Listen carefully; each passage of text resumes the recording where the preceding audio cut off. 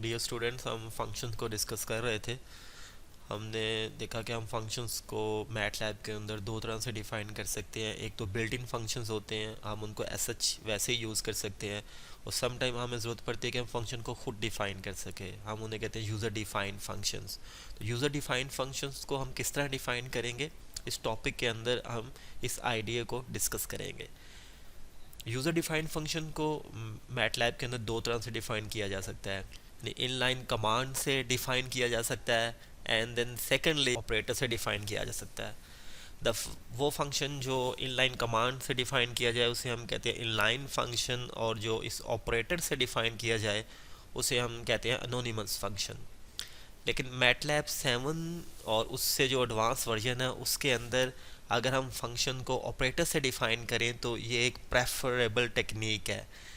But जो MATLAB 7 से जो पहले के वर्जन थे, मीन जो ओल्डर वर्जन थे, उसके अंदर जो फंक्शन को डिफ़ाइन किया जाता है वो इनलाइन कमांड से किया जा सकता था, वहाँ पे ऑपरेटर से डिफ़ाइन नहीं किया जा सकता था। लेकिन अब जो एडवांस हमारे पास मैटलैब के वर्जन है, मैटलैब 7 उससे जो एडवांस है, वहाँ पे हम इन दोनों कमांड से फंक्शन को डिफ़ाइन कर सकते हैं। लेट्स सी, हमारी प्रॉब्लम है define a function f of x is equal to x square using operator. Mean हमने अनोनिमस फंक्शन को डिफाइन करना है। हमारे पास जो फंक्शन है वो है f of x equal to x square. इस फंक्शन को हमने डिफाइन करना है। डेफिनेटली इस फंक्शन में वन वेरिएबल है जो कि एक्स है। सपोज टाइप करें f is equal to, then type the operator at the rate of, then parenthesis brackets and then variables। कितने वेरिएबल फंक्शन में इन्वॉल्व होंगे इस ब्रैकेट्स के अंदर हम उतने वेरिएबल लिखेंगे। सपोज अगर हमारे पास दो वेरिएबल्स हैं तो यहाँ पे हम दो वेरिएबल्स लिखेंगे। फिर जो हमारी एक्सप्रेशन है ओरिजिनल उसको हम लिखेंगे। ये फंक्शन जो है अनोनिमस फंक्शन जो है वो डिफाइंड हो गया है। अब इस फंक्शन की हम x की मुख्तलिफ वैल्यूज़ के ऊपर हम इस फंक्शन की वैल्यूज़ को कैलकुलेट कर सकते हैं। मीन अगर हमारे पास कोई स्पेसिफिक डोमेन है तो उस डोमेन के ऊपर हम इस फंक्शन की वैल्यू को फाइंड कर सकते हैं। लेकिन ये जो हमने जिस सिंटैक्स से इस फंक्शन को डिफ़ाइन किया है, हम अभी इसे एक वेक्टर के ऊपर यूज़ नहीं कर सकते, क्योंकि हमारा जो डोमेन सेट होगा डेफिनेटली वो एक वेक्टर की फॉर्म में होगा। तो वहाँ पे फंक्शन की वैल्यू डिफाइन करने के लिए हमारे पास टू मेथड्स होंगे। मीन अगर कोई फंक्शन एक क्लोज इंटरवल के ऊपर डिफाइंड है, या तो हम कोई लूप लगाएंगे जो फंक्शन जो इंटरवल्स की वैल्यूज़ को कवर करेगा, या फिर हम उस पूरे अपना जो इंटरवल है उसे वेक्टर फॉर्म में कन्वर्ट करेंगे। तो फिर अनोनिमस फंक्शन को भी हम और तरह से डिफाइन करेंगे। अभी हम सिर्फ इसकी जस्ट स्क्वेलर्स के ऊपर वैल्यूज़ फाइन करेंगे। मीन एफ की हम 1 के ऊपर वैल्यू फाइन कर सकते हैं, 2 के ऊपर, 3 के ऊपर, यानी any number that belong to set of real numbers, उसके ऊपर हम इस फंक्शन की वैल्यूज़ को डिफाइन कर सकते हैं। सपोज हम इसे फंक्शन की वैल्यू कैलकुलेट करते हैं at x equal to 2, then it is very simple, right f, then type parenthesis brackets and inside the brackets type 2, then press the enter key, so then you will get the answer, that is 4। similarly at मैं other values के ऊपर आप इसकी values को find out कर सकते हैं functions की। तो ये हमारे पास इसके आंसर आ गए। अब अनोनिमस फंक्शन जो है वो तो वन वेरिएबल हमने डिफ़ाइन किया है। क्या हम फंक्शन को एक से ज़्यादा वेरिएबल्स में डिफ़ाइन कर सकते हैं? तो फिर अनोनिमस फंक्शन को हम किस तरह डिफ़ाइन करेंगे? हम कमांड विंडो को क्लियर कर लेते हैं। हमारे जो वेरिएबल्स थे उसे हम क्लियर आल कमांड से क्लियर कर लेते हैं। एंड देन नो, हमारी जो प्रॉब्लम है वो है define the function f of x y is equal to x square plus y square using operator at the rate of. ये हमारी ये प्रॉब्लम है कि हमने जो जब फंक्शन में सेवरल वेरिएबल्स हो, मीन जब फंक्शन मल्टी वेरिएबल हो, तो फिर हम इस सिंटैक्स को किस तरह यूज़ करेंगे। It's very simple, type f, then type parenthesis brackets, और इनसाइड द ब्रैकेट्स जितने वेरिएबल्स हैं हमारे हम उनको लिख लेंगे, और फिर ब्रैकेट्स के बाहर जो ओरिजिनल एक्सप्रेशन है हमारी उसको हम लिख लें, it is x square and plus y square. अब यहाँ पे हमारे पास एरर आ गया है। अब ये एरर किस वजह से आया है अब हम देखेंगे। एरर जो है वो एक्सप्रेशन और statement is in correct, mean हमने जो एक्सप्रेशन लिखी है ये करेक्ट नहीं है, इसे हमने इनकरेक्ट लिखा है। द रीज़न इज़ डैट कि अब हम इसको एडिट करेंगे। आपके पास एरो कीबोर्ड के ऊपर अप एरो की है, उसे यूज़ करके हम हमसे एडिट कर सकते हैं। हमने यहाँ पे ऑपरेटर को इंसर्ट नहीं किया था, जो कि एनोनिमस फंक्शन को डिफाइन करने के लिए ऑपरेटर का इंसर्ट करना ज़रूरी है। देन अब ये हमारा एनोनिमस फंक्शन जो है वो डिफाइंड हो गया। अब हम देखते हैं क्या हम इसके मुख्तलिफ पॉइंट्स के ऊपर क्या वैल्यू फाइंड कर सकते हैं। सपोज़ अगर हमारे पास एक पॉइंट है 1 2, हम उसके ऊपर इस फंक्शन की वैल्यू को देख सकते हैं। यानी हमारे पास जो कह सकते हैं कि इनपुट वैल्यूज़ हैं वो 1 और 2 है, तो क्या वहाँ पे फंक्शन की वैल्यू फाइंड आउट हो सकती है? डेफिनेटली। सिंपल f1 2, तो ये फंक्शन की वैल्यू इस पर्टिकुलर पॉइंट के ऊपर कैलकुलेट होगी, डेट इज़ इक्वल टू 4। ये एनोनिमस फंक्शन हो गया। लेकिन क्या एनोनिमस फंक्शन को हम यूज़ करके क्या हम किसी वेक्टर्स के ऊपर इसकी वैल्यू फाइंड आउट कर सकते हैं? फॉर एग्ज़ाम्पल यानी यही फंक्शन हम यूज़ करें, और ये तो हमने एक पर्टिकुलर पॉइंट के ऊपर लिया था ना, लेकिन अगर हमारे पास एक पूरी अरे हो और उस पूरी अरे के ऊपर हमने फंक्शन की वैल्यू को कैलकुलेट करना हो, तो देन फिर हम किस तरह कैलकुलेट करेंगे? तो देन हमें ये जो हमारे फंक्शंस हैं इनको जहाँ हम में डॉट को यूज़ करना पड़ेगा। जैसे कि हमने प्रीवियस लेक्चर में देखा था कि जब हमने वेक्टर एक्स को डिफ़ाइन किया था उसके ऊपर हमने कुछ मैथमेटिकल ऑपरेशन अप्लाई किए थे, लाइक मल्टीप्लिकेशन, उसकी raise to the power calculate की, फिर उसकी डिवीजन कैलकुलेट की। तो हमने देखा कि जब हमने मल्टीप्लाई करना होता था वेक्टर को, तो हम जो है उससे मल्टीप्लिकेशन से या कैरेट की से पहले हम डॉट इंसर्ट करते थे ताकि वो वेक्टर फॉर्म में कैलकुलेट हो कन्वर्ट हो जाए और फिर वो वहाँ से वैल्यूज़ को उठा सके। तो अब हम अपनी प्रॉब्लम को थोड़ा सा चेंज करेंगे। जो हमारी प्रॉब्लम है वो अब okay, for example define the function f of x is equal to x cube using operator, then calculate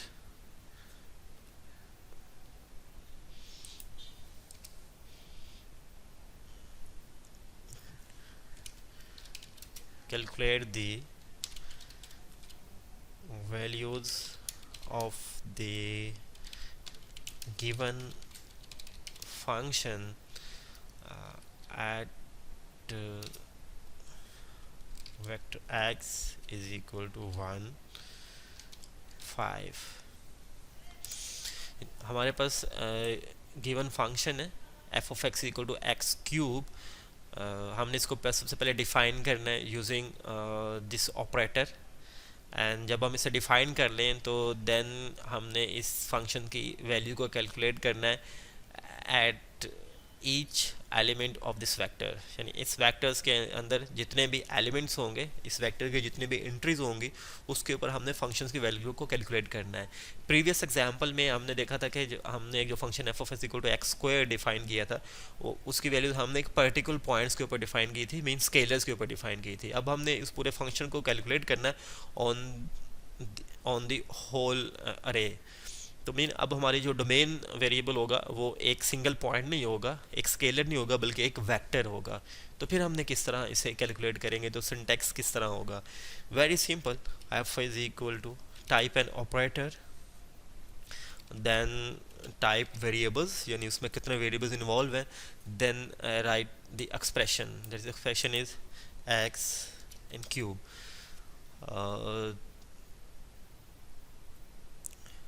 then after that हम वेक्टर x को डिफाइन करते हैं। x को हम डिफाइन किया 1, एंड 5, ये हमारा x डिफाइंड हो गया। अब हम देखते हैं कि क्या इस x के ऊपर इसकी हर जो हमारा डोमेन जो है वो एक वेक्टर है, तो क्या उस होल वेक्टर के ऊपर ये फंक्शन कैलकुलेट होता है, अगर होता है तो किस तरह एफ एक्स। तो डेफिनेटली ये एरर ही देगा। द रीज़न इज़ डैट कि हमने इस सिंटेक्स को डिफाइन नहीं कर पाए। Input must be a scalar and a square matrix. वो कहता है कि अगर आप इस तरह कैलकुलेट करना चाहते हैं तो आपकी जो इनपुट है वो स्क्वेलर्स होने चाहिए, मीन वेक्टर नहीं। ये एक तो वेक्टर है ना, तो इनपुट सिर्फ स्क्वेलर होनी चाहिए, मीन या तो 1 हो या 2 हो, तो फिर ये सिंटेक्स वर्क करेगा। तो यहाँ आपका मैट्रिक्स जो है वो स्क्वायर हो, तो फिर हमें क्योंकि यहाँ पे तो वेक्टर है तो इसलिए ये इनपुट जो है वो उठा नहीं रहा, ये सिंटेक्स यहाँ पे वर्क नहीं कर रहा। तो हमें एडिटिंग करनी पड़ेगी यहाँ पे, यानी हम इसको रीडिफाइन करना पड़ेगा। रीडिफाइन किस तरह करेंगे कि आप इसे एडिट कर लें। एडिट इस तरह किया कि आपके जो कीबोर्ड के एरो अप की है उसे यूज़ करें।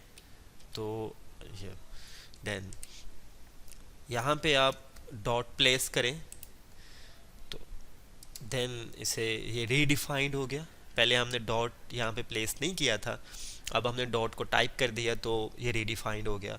अब हम देखते हैं क्या वेक्टर एक्स के ऊपर ये कैलकुलेट करता है। तो डेफिनेटली इसने इसकी हर एंट्रीज के ऊपर वैल्यूज़ कैलकुलेट कर दी। जो आउटपुट आई वो हमारे पास भी एक वेक्टर की एक अरे की फॉर्म में आई, यानी एट एक्स इक्वल टू 1 के ऊपर एफ ऑफ एक्स कैलकुलेट 1, और एट एक्स इक्वल टू 2 के ऊपर डेफिनेटली 2 का क्यूब 8, तो हमारे पास ये 8 कैलकुलेट हो गया। सिमिलरली 3, 4 एंड 5 के ऊपर जो है वो कैलकुलेट हो गया। तो हम फंक्शंस की वैल्यूज़ को एक पूरी अरे के ऊपर भी फाइंड आउट कर सकते हैं जब वो डिफाइन। सिमिलरली पूरे एक मैट्रिक्स अगर हमारे गिवन है, वहाँ पर हमने फंक्शन को डिफाइन किया तो वहाँ पे भी हम इसकी वैल्यूज़ को फाइंड आउट किया जा सकता है। अब ये एनोनिमस फंक्शन हो गया। अब डेफिनेटली ये तो वन वेरिएबल के लिए है। अगर हम थोड़े से इस एग्जांपल को, इस आइडिया को एक्सटेंड करते हैं, अगर हमारा फंक्शन जो है वो 2 वेरिएबल्स में डिफाइंड है, तो डेफिनेटली जो हमारे पास इनपुट्स होंगे वो 2 वेक्टर्स होंगे। 2 वेक्टर्स होंगे। सपोज अगर एक वेक्टर है उसके अंदर एंट्रीज हमारे पास 1, 2 है, दूसरे की अगर 3, 4 है, तो डेफिनेटली फंक्शन पहले वेक्टर से 1 को उठाएगा और दूसरे वेक्टर से 2 को उठाएगा, और देन जो फंक्शन की वैल्यू कैलकुलेट होगी वो एट 1, 2 के ऊपर कैलकुलेट होगी। तो जब फंक्शन आपका मल्टी वेरिएबल हो और आपके इनपुट वेरिएबल जो हैं वो भी वेक्टर्स हों, तो फिर एनोनिमस फंक्शन से को हम किस तरह डिफाइन करेंगे और वैल्यूज़ किस तरह फाइंड आउट होगी, अब हम वो डिस्कस करते हैं। उसके लिए हम क्लियर कर लेते हैं अपने कमांड विंडो को। अब जो हमारी प्रॉब्लम है कि first of all define the function f of x y is equal to x square plus y। जो फंक्शंस है, जो 2 वेरिएबल्स को हमने डिफाइन करना है। सेकेंडली हमने इसकी वैल्यूज़ को डिटरमिन करना है। Find the values of the given function eight x is equal to 1, 2 and 4 and y is equal to